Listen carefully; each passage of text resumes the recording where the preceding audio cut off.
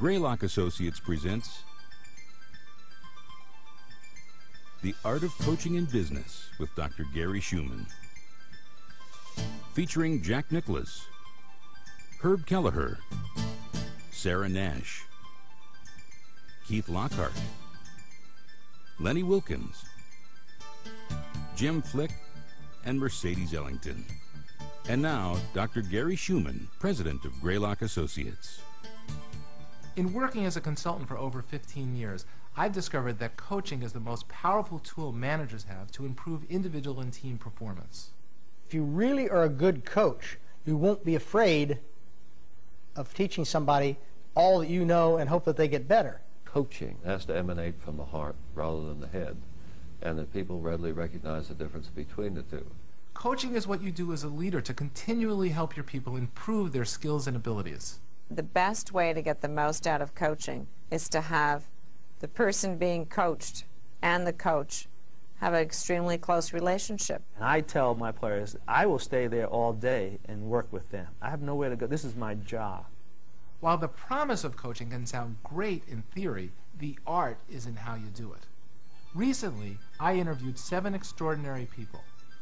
This video is their how-to story about what it takes to coach successfully at work. Let's begin with the definition of coaching. What is coaching?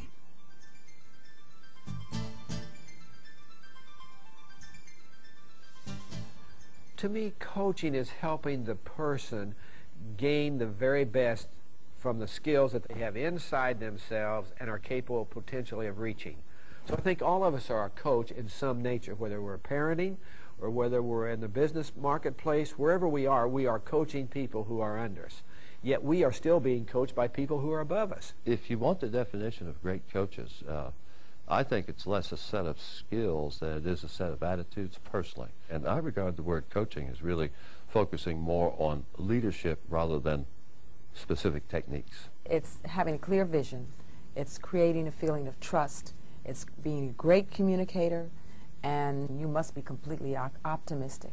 The conductor is a facilitator, and the conductor's first and foremost job is to make the job of everyone under him smooth as clockwork, easy. And the very best thing you can hope for as a conductor is to elicit the best individual performances out of all those people who are working for you. To me, a coach is not necessarily somebody that teaches you how to do something, but he's somebody who takes an interest in you, spends time with you, somebody you enjoy spending time with, somebody you have confidence, somebody who keeps your interest and increases your interest in whatever you're doing. If you're just espousing it as an intellectual exercise, they won't respond to it very well. Coaching has to emanate from the heart rather than the head, and that people readily recognize the difference between the two. It's having a clear vision. It's creating a feeling of trust. It's being a great communicator, and you must be completely optimistic.